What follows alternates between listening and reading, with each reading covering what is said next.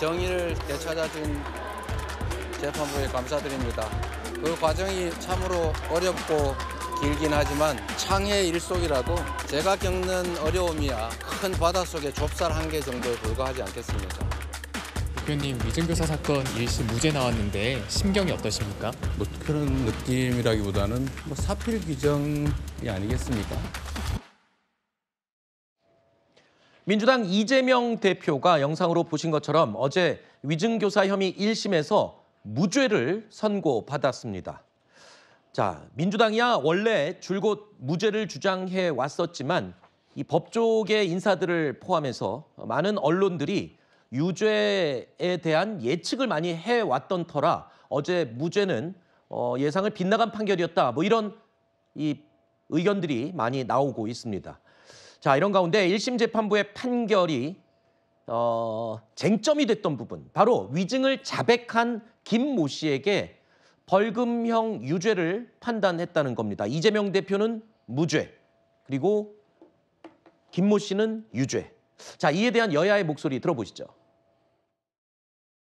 저는 2심에서 뒤집힐 가능성이 상당하다 생각합니다. 이 판단대로라면 앞으로 위증하거나 위증교사하는 사람들한테 좀 길을 틔워준 거예요. 변론 여지서를 평소 다른 재판에서 보냈다라고 하면 재판부가 엄청나게 질책했을 겁니다. 알겠습니다. 검찰의 알선수재 사건을 지금까지 2년째 기소를 안고 쥐고 있습니다. 이재명 대표 잡아넣는데 도움을 주면 너 이 사건 봐주겠다는 것이겠죠. 그 차백을 유지하게 만들었던 협박범죄이기 때문에 오히려 처벌을 받아야 할 사람은 그 담당 검사들입니다.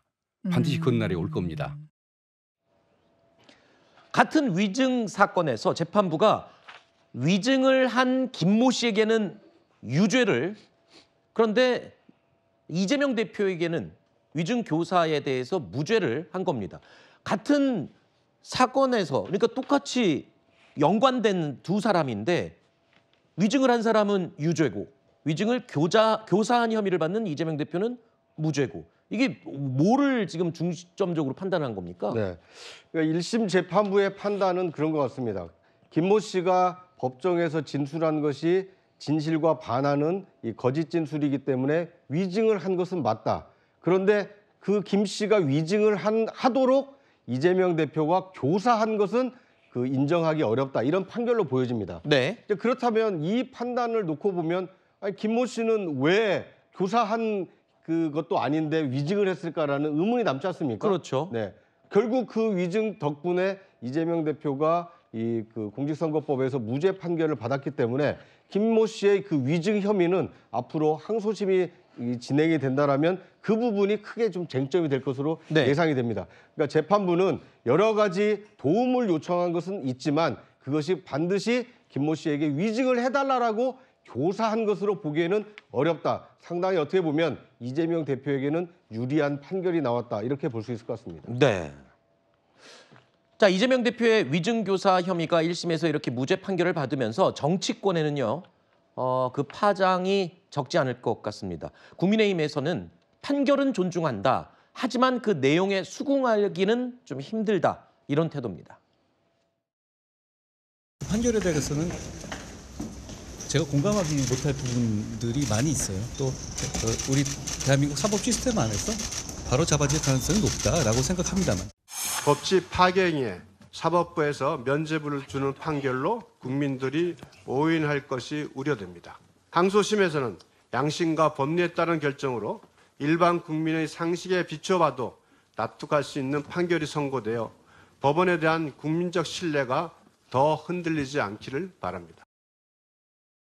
자, 어제 1심 판결이 있은 후에 검찰도 곧바로 항소 의지를 밝혔습니다. 자, 이렇게 되면 2심이 또 이 관심이 집중이 되는데 아까 잠깐 2심 언급을 해주셨지만 김모 씨, 김모 씨의 지금 유죄 부분이 과연 2심에서 어떻게 바뀔지도 궁금하고요. 이재명 대표에 대해서는 무죄가 또 유죄가 되는 그런 경우는 확률적으로 볼 때 그렇게 높지는 않다고 얘기를 하던데요. 맞습니다. 이제 확률적으로 어쨌든 위증교사에서 1심의 결과가 2심에서 뒤집어지는 경우는 매우 드물다고들 합니다. 네.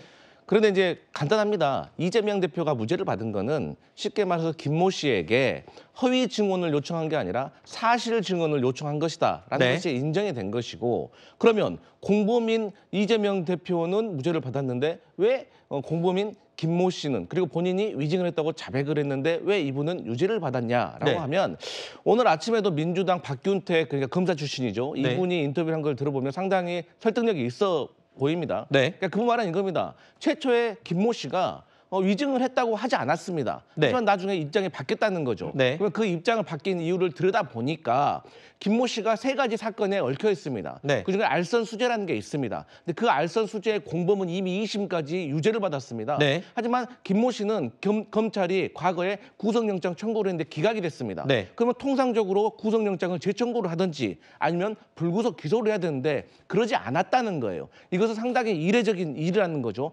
그래서 이러한 어떤 상황이 비춰봤을 때 김모 씨가 지금 오염되지 않았을까라고 재판부가 판단한 것이 아닌가. 오염됐다는 게 무슨 말이에요? 그러니까 김모 씨의 어떤 자백이나 위증이나 이런 증언들이 조금 오염된 것이 아닌가. 다른 사건들과 이해관계가 얽혀 있다, 뭐 이 맞습니다. 말입니까? 네. 그게 이제 박균택 의원이 어제 선고 결과에 대해서 해석을 그렇게 하고 있다는 것을 전해드립니다. 알겠습니다. 물론 이건 개인적인 견해를 네. 포함한 그런 이 코멘트입니다.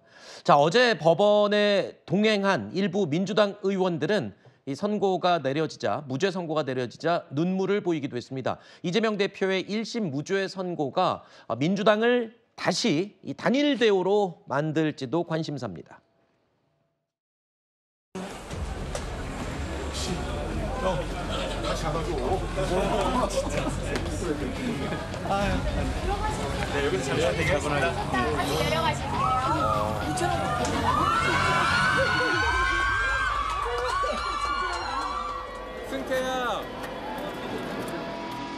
막 뛰어내려가는 거죠.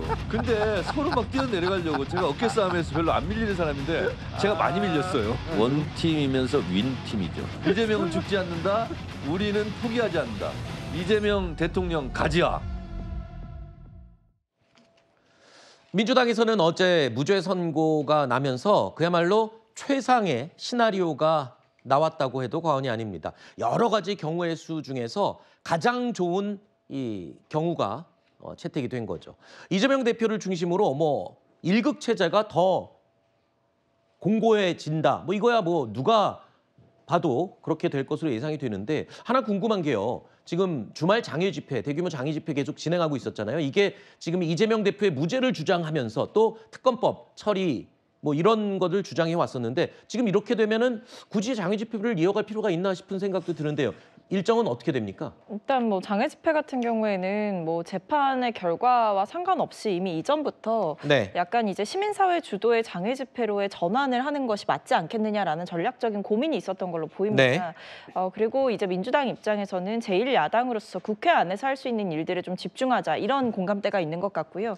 그게 비단 뭐 어떤 입법이나 뭐 예산 정국에서 발의하는 힘뿐만 아니라 네. 이제 국회에서도 충분히 낼 수 있는 메시지들, 뭐 대여 투쟁들, 이런 것들을 또 강화해 갈 수 있는 정치적인 공간이 이미 마련되어 있고, 그런 계기도 어떻게 보면 지금 1심 무죄 판결이 나오게 되면서 더 강하게 할 수 있는 드라이브가 걸리는 상황이기 때문에 네. 아마 국회 차원에서 이 민주당이 할 수 있는 일들에 보다 집중할 것 같고요. 또 주목해 보셔야 되는 게, 지금 이 재판이 진행되는 과정 가운데에서도 이재명 대표가 중점적으로 냈던 메시지는 상법 개정안 같은 민생 정책 이슈였습니다. 네. 그래서 뭐 최근에는 금투세 폐지에 대해서 민주당이 전향적으로 입장을 밝히기도 했었고, 이런 어떤 먹사니즘의 행보를 강화하는 방식, 민생 정책에 대해서 어떻게 보면 집권 여당보다도 더 많은 이야기를 하는 방식, 이런 방식으로 민주당의 정치적인 공간을 확장해 가지 않을까 싶습니다. 네.